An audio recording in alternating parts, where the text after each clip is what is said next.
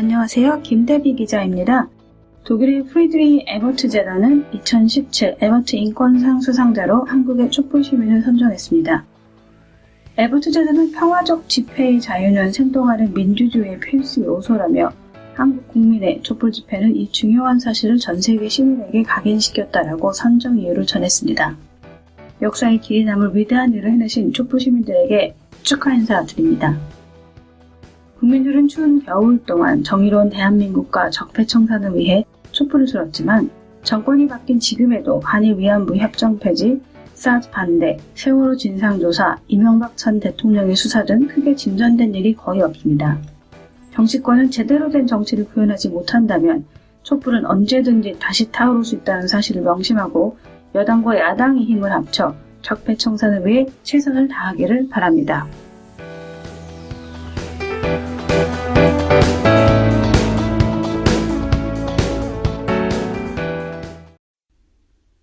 촛불 뉴스 10회 방송을 시작하겠습니다.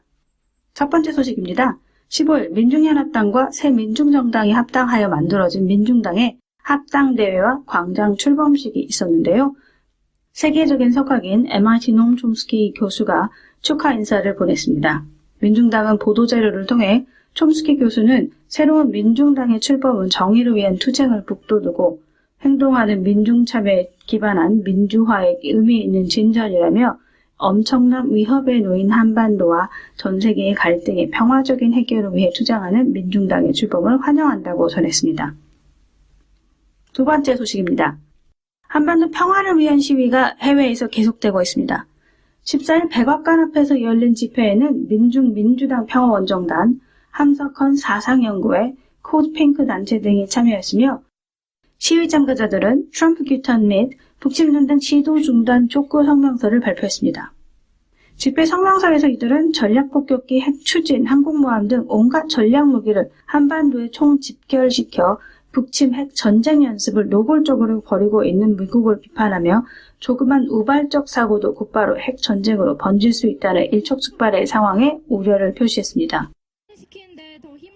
성명서는 한미 양국의 한미 합동 군사 연습을 비롯해 모든 북침 전쟁 연습을 중단할 것과 정전 상태를 종식시키고 북미 평화협정을 체결할 것을 촉구했습니다.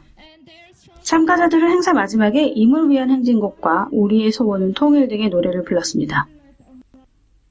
민중당 평화원정단은 15일에도 오후 4시부터 뉴욕 타임스퀘어에서 현지 운동가들과 함께 전쟁 반대, 북침 전쟁 시도 중단을 촉구하는 시위를 진행했습니다. 다음 소식입니다. 21일 오후 3시 아틀란타 에머리 대학교에서 이명박 전 대통령의 비자금 추적 다큐멘터리 저수지 게임 상영회가 학생 및 교직원을 비롯한 30여 명의 교민이 참석한 가운데 열렸습니다. 조지아 테크 장선순 교수의 사회로 진행된 이 상영회는 관객들의 뜨거운 호응을 받았습니다. 상영 후 소감을 나누는 자리에서 장선순 교수는 이 다큐는 정의를 잊어서는 안 된다는 간단하지만 중요한 메시지를 주었다며 소감을 전했고 한 참석자도 관심 있게 이 사건을 지켜보고 있으며 진실이 밝혀져서 비자금이 확인되면 모두 환수했으면 좋겠다고 전했습니다. 행사 마지막에 참석자들은 닷은 누구 겁니까? 라는 배너를 들고 단체 사진을 찍으며 이명박 전 대통령에 대한 수사를 촉구했습니다. 다음 소식입니다. 위안부 피해의 아픔을 딛고 90살의 가수의 꿈을 이루신 길원옥 할머니와 함께 부르는 평화의 노래가 15일 캘리포니아주 애너하임에서 있었습니다. 한국정신대문제대책협의회와 LA 나비 주최로 열린 이 행사에는 100여 명의 교민들이 참가했습니다. 사이프러스 고등학교 학생들이 길원옥 할머니와 함께 부른 고향의 봄 노래는 많은 이들의 눈물샘을 자아내기도 했습니다. 길원옥 할머니는 청중들과 함께 아리랑을 열창해서 박수 갈채를 밟기도 했습니다. 행사장에는 네덜란드, 필리핀, 중국 등 여러 나라의 위안부 피해자 할머니들의 사진이 전시되기도 했습니다. 길원옥 할머니는 위안부 문제를 알리고 해결을 촉구하기 위해 지난 14일부터 로스앤젤레스, 워싱턴 DC 등에서 관련 행사에 참여하고 계시며 23일까지 미국에 체류하실 예정입니다. 마지막 소식입니다. 메릴랜드주 소스베리 대학교에서는 10월 19일 목요일에 평화의 소녀상 제막식을 하기로 총정 결재가 나 있었으나 일본 측의 방해로 무산되었다는 안타까운 소식을 윤미향 정대협 공동대표가 전해왔습니다. 대학 입구 쪽 푸튼홀에 평화비를 설치할 기초공사까지 다 마친 상태였는데요. 학교는 평화비를 세우는 목적을 과거를 깊고 진솔하게 생각하며 리더들을 정의롭게 생각하도록 각인시키며 정의롭지 않은 만행들이 과거에 진행되었고 아직도 진행되고 있다는 것을 상기시켜주며 이에 대한 교육적 역할을 할 것이다 라고 하였습니다. 일본의 반대를 예상해 외부에 알리지 않고 조심했음에도 불구하고 교직원 중 한 명이 이에 대해 문제 제기를 하며 일본 쪽에 알리는 바람에 대학교는 가해국 일본 정부의 역사 부정의 소용돌이에 빨려 들어가게 되었습니다. 방미 일정이 다 결정되고 모든 것이 완료된 상태에서 소녀상 제막식의 무기한 연기 결정 소식을 받았다고 합니다. 소녀상 제막식 추진위원회 측은 끝까지 포기하지 않고 노력해서 빠른 시일 안에 예정되었던 장소에 평화비가 세워지고 전쟁에서 여성들이 겪었던 성폭력의 피해를 학생들과 교직원들이 함께 배우고 기억하며 다시는 이 땅에 같은 피해가 재발되지 않기를 바란다고 전했습니다. 추진위원회 측은 원래 평화비가 세워지려 했던 장소에 아주 작은 소녀상을 세웠는데요. 바람에 날아갈까봐 실리콘으로 고정시켜 두었다고 합니다. 다음은 앞으로 있을 행사 소식입니다. 대북 제재 반대, 트럼프 탄핵, 평화수호를 촉구하는 방미 트럼프 탄핵 청년원정단, 방탄청년단이 10월 25일부터 11월 1일 뉴욕, 워싱턴, LA 등에서 집회를 갖습니다. 자세한 내용은 포스터를 참조해주세요. 제주 해군기지와 사드 반대에 앞장서고 있는 반전평화운동가이자 음악가인 조약골의 미국 집회가 27일 뉴욕 솔리더리티 센터에서 열립니다. 자세한 내용은 포스터를 참조해주세요. 4.16 해외연대 활동가 3일의 세월호 진상을 위한 특별 배너전이 광화문 광장에서 10월 25일부터 11월 23일까지 열립니다. 자세한 내용은 포스터를 참고해 주시기 바랍니다. 4.16 해외연대 서울포럼 2017이 10월 26일부터 30일까지 열립니다. 세계 각국에 깨어있는 촛불시민과 재외동포 풀뿌리 활동가들이 처음으로 한자리에 모이는 행사입니다. 자세한 내용은 포스터를 참조해주세요. 지금까지 해외 소식이었습니다.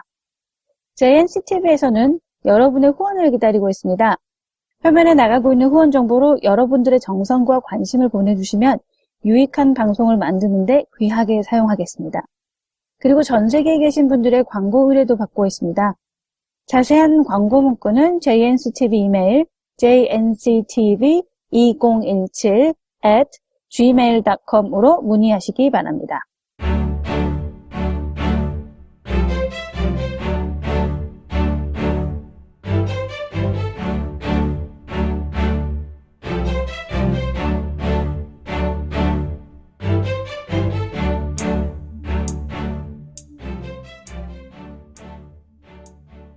다음은 외신 브리핑이 이어집니다. 안녕하세요. 김대비 기자입니다. 오늘 외신 브리핑 키워드는 북한의 EMP 폭탄입니다. 사실 북한의 EMP 폭탄에 대한 경고는 2015년 2월 레이건 그리고 클린턴 정부 시절 전직 고위 국가안보 담당자들이 경고를 한 적이 있었는데요. 지난 13일 미 연방하원 국토안보위원회에서 열린 청문회에서 전자기파위원단에 의해 다시 주목을 받았습니다. 이 청문회에서 전문가들은 북한의 EMP 폭탄 공격으로 전력망이 심각히 파괴되고 1년 이내에 전체 미국인의 90%가 사망할 수 있다고 경고했습니다. 그리고 이 뉴스는 워싱턴 익자미너 그리고 영국의 인디펜던트 등의 외신을 통해서 타전되기도 했습니다. 전자기 펄스 폭탄이라 불리는 EMP는 일렉트로마그네틱 펄스의 약자인데요. 미사일에 장착된 수소폭탄의 폭발로 발생하는 전자기 펄스가 전력망을 파괴할 수 있다고 합니다. 폭발이 발생한 지역의 모든 전자기가 먹통되는 것뿐만 아니라 전등, 컴퓨터, 전화기, 인터넷, 심지어 차도 작동하지 않을 수 있습니다. 뿐만 아니라 항공교통 관제나 금융거래도 불가능해집니다. 즉 EMP 폭탄은 전력망과 생명유지 기반 시설 등을 붕괴시켜 발생하는 느리지만 분명한 재앙일 수 있습니다. 이번에는 미 하원 보고서의 주요 부분을 정리해봤는데요. 보고서는 EMP 공격은 기술적인 면에서 대륙간 탄도미사일보다 상대적으로 쉽다고 합니다. EMP 공격은 정확한 유도 장치가 필요하지 않고 영향을 받는 지역은 반경 수백, 수천 킬로미터로 상당히 크기 때문입니다. 탄두가 대기권 위 높은 고도에서 폭발하기 때문에 대기권 재진입 장치가 필요 없습니다. 또한 한 번의 EMP 공격으로 나라 전체에 영향을 줄 수 있다고 합니다. 보고서에서는 북한의 미국에 대한 EMP 공격이 상대적으로 쉬울 수 있다고 설명하는데요. 화물선이나 잠수함에서 단거리 미사일을 쏘거나 풍선에 매달아 30km 상공에서 터지게 할 수도 있습니다. 저고도에서 행해지는 EMP 공격은 미 전역에 영향을 주지는 못하지만 미 전력의 75%를 생산하는 동부 전력망을 마비시킬 수 있다고 합니다. EMP 공격은 심지어 북한 위성에 의해서도 가능하다고 보고서는 지적합니다. 초강력 EMP 무기는 상대적으로 작고 가볍기 때문에 광명성 3호나 4호 위성에 장착될 수 있는데요. 이 두 위성은 현재 미국 위의 궤도를 돌고 있다고 합니다. 북한이 지난 9월 EMP 공격을 언급한 적도 있었습니다. 이번에 미 하원에서 전문가들의 보고서를 통해 북한의 EMP 공격의 위험성을 언급하므로 그 주장이 공허한 것이 아님을 알 수 있습니다. 두 번째는 적폐청산 관련 외신 브리핑입니다. AFP통신이 국정원을 동원해 전 보수 정권의 비판적인 사람들에 대한 비방을 주도한 혐의로 추명호 전 국정원 국장이 체포된 것을 보도했습니다. 추명호 전 국정원 국장은 당시 이명박 대통령과 파면된 박근혜 대통령의 비판적인 주요 인사와 연예인을 감시하고 비방하는 일련의 작업을 지시한 혐의를 받고 있으며 또한 박원순 현 서울시장에 대해 비방운동을 주도한 혐의도 받고 있다고 전했습니다. AFP통신은 국가정보원은 5월에 취임한 문재인 대통령 정권 하에서 쇄신 작업을 벌여오고 있으며 국가정보원 내부감사팀이 추 전 국정원 국장에 대해 범죄 혐의로 검찰에 고발장을 제출했다고 했습니다. 외신에 국정원 적폐청산이 보도되고 있는데요. 이번 기회에 새롭게 개혁되어 정권에 굴복하지 않고 국민과 국가를 위한 국정원이 되기를 바랍니다. 이상 김대비 기자였습니다.